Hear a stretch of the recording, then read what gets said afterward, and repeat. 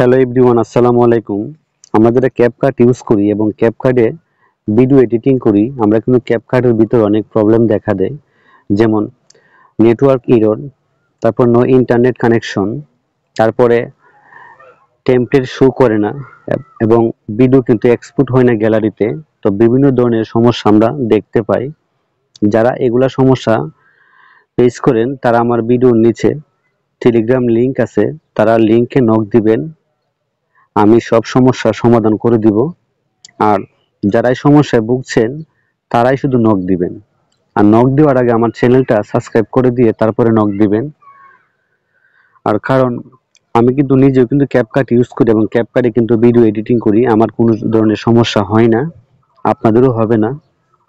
তো ভিডিওটি যদি ভালো লাগে আমার চ্যানেলটি সাবস্ক্রাইব করে দিবেন, একটা লাইক দিবেন। ভালো থাকবেন। আল্লাহ হাফেজ।